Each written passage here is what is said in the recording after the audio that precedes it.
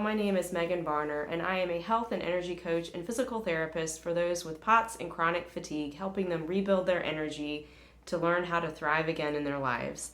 I'm very passionate about serving this group of individuals as I myself am part of it. I have been learning to thrive with POTS and chronic fatigue over the last decade myself, along with a connective tissue disorder called Ehlers-Danlos syndrome. And I'm happy to say that step by step you can rebuild your energy and thrive again in your life and figure out in some way how to enjoy it on a daily basis. So, the topic for this video is, why is my heart rate trending higher and what can I do about it?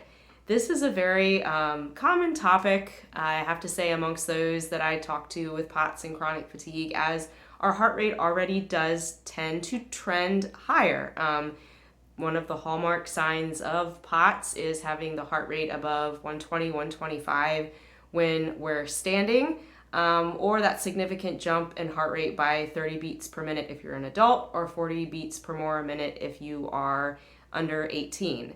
So we're used to having a higher heart rate, but usually you get to a point where you know your heart rate range, and if you're using a wearable like a wristwatch, or if you look up something like the different rings, or even the chest straps that connect to some phone apps now, you're probably checking and looking to see where you are on a day-to-day basis, because it can give you a lot of insight as to what's going on with your body and mind.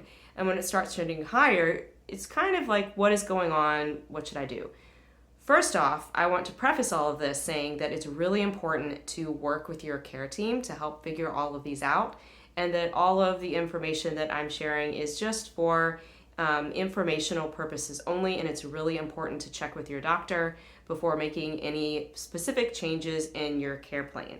And especially to also point out that if your heart rate is trending higher and you're having a sudden onset of shortness of breath or chest pain or dizziness or numbness in some part of your body, like your face or your arm, you do want to go and get yourself checked out.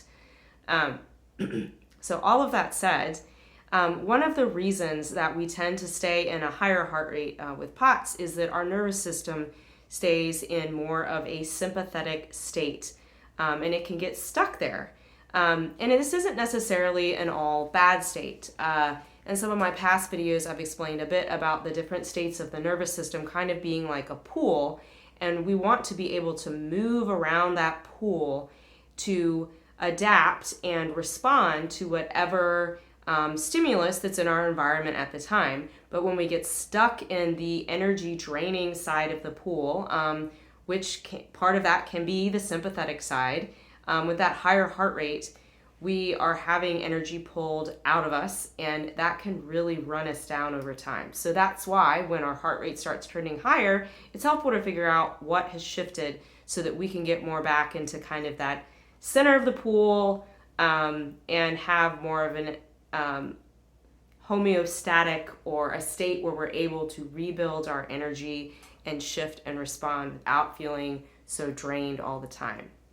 Now, there are a couple different things that can cause us to have more or a higher heart rate and be in this sympathetic state.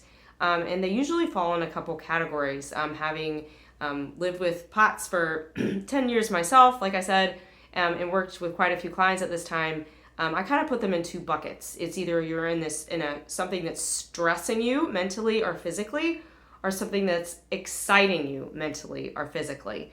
Now, excitement, yes, actually sympathetic state goes with excitement. Awe, wonder, you're looking out at a beautiful landscape, you're looking at the Grand Canyon, you're having a moment of excitement where you're getting married, or you're at a concert, or you're in this situation meeting lots of new people, and that can be great.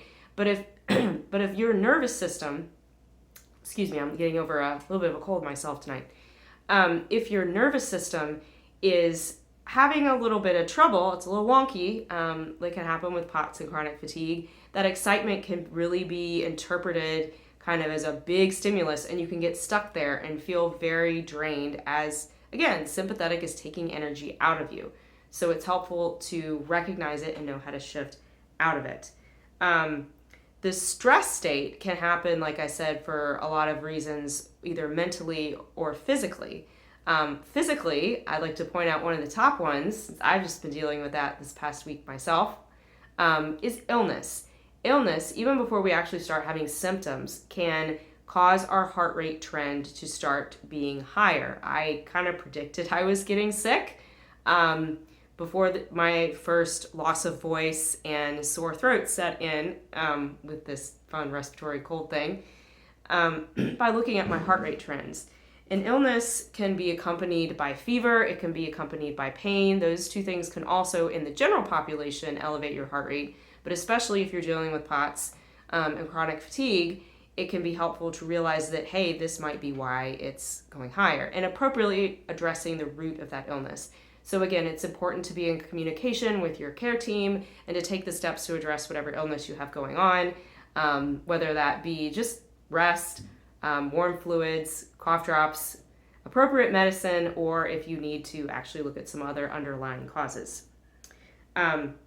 Another thing that is very kind of low-hanging fruit, and I've talked about this in some of my other videos, so it may sound like a repetition, but it definitely increases your heart rate if you are dehydrated. And if you're sick, you need to keep your fluids up. But just in general, especially for those of us with POTS, being well hydrated to whatever amount you and your doctor have talked about and getting the sufficient amount of electrolytes can be super helpful to keep your heart rate at a better trend. I can actually watch my own heart rate during the day, and when it starts trending up 5 to 10 beats more per minute, especially when I'm at rest, I know that I have not drank enough fluids or had the appropriate balance of electrolytes for that day. And it's amazing what just going and getting some more water, some more electrolyte mix can really shift that trend back to where it could be. And sometimes we need to adjust that based upon what's going on with us. Like I said, illness, you could be more stressed, you could be exercising more, there could be different times of the month. Talk about that in a second for us ladies, but stay on top of your hydration. And be mindful when you're fatigued that if you are a caffeine drinker, that actually contributes to dehydration, but it directly increases your heart rate. So coffee, tea, sodas, energy drinks, be mindful of those, because sometimes those energy drinks that creeps in there and you wonder what's going on, and lo and behold, it has caffeine in it. So another piece that, again, kind of underlies a lot of the symptoms of POTS in chronic fatigue is you are too tired. That can be a sign when your heart rate's going higher that you're pushing yourself a bit too much and you're not getting enough rest, or you're not getting good rest. It's very important, even though it's tricky, to figure out how to get enough sleep and to get quality sleep with both POTS and chronic fatigue, any chronic condition that you're dealing with, so that your body can shift over into a state of rest and repair as you are sleeping at night and not stay in that sympathetic state. So figuring out your bedtime routine and figuring out some other things during the daytime that may affect how well you are able to re-energize yourself. And I actually have a separate video, I'll link below this one, on how to sleep better with POTS. In following with that, if your body is being pushed too much and you're not balancing rest with activity, a cause for that I've commonly found, speaking to quite a few individuals with POTS and my own journey, again, I've been a physical therapist for quite a long time, is over-exercising. Needless to say, exercise is very important and is actually an amazing tool to help you rebuild your stamina and improve your POTS symptoms. But a lot of us are told to just exercise, and if we exercise more than what our body, notably our nervous system, is able to recover from, we can stay in a higher heart rate trend. We can also get deconditioned. The general population also gets deconditioned when we sit around a lot, and our heart rate can trend higher. So finding that sweet spot where you're not pushing too hard and over-exercising or under-exercising, which can be frustrating with POTS, and that is why I spend quite a bit of time with clients figuring this out to save them some time and energy on that, can be super helpful in lowering your overall heart rate trend. And lowering the overall heart rate trend improves your energy, and then you have more energy to hopefully progress your exercise. So it's kind of takes full circle there. Another piece that I often run into with clients that they are not aware of is the importance of your diet when it comes to what's going on with your heart rate. There's a couple pieces to this. The first big piece is that when your blood sugar drops, your heart rate increases. This is because your body gets shifted into that sympathetic state. It's kind of trying to figure out what to do. It's panicking a little bit. We have natural processes in our body where we start taking sugar that's stored in our liver, hopefully. But for some of us, especially those with POTS, we become very sensitive to those drops and spikes in our blood sugar. So if we're not keeping a nice steady blood sugar all day, that heart rate can be much higher. I learned that the hard way myself, and I have to say that the simple carbs is not the way to go. So trying to find a way to include more protein and healthy fats can be super helpful, believe it or not, along with meal timing throughout your day so that your blood sugar is staying steady and your heart rate staying lower. Another piece that I spend time with clients working on using a interactive food journal is figuring out if you're reacting to certain types of foods. When you eat a certain food and your body is either sensitive or intolerant of it, needless to say, if you have an allergy, you would have some other anaphylactic reactions like hives or your throat swelling up, but you can also have your heart rate elevate if your body is not agreeing to that particular food.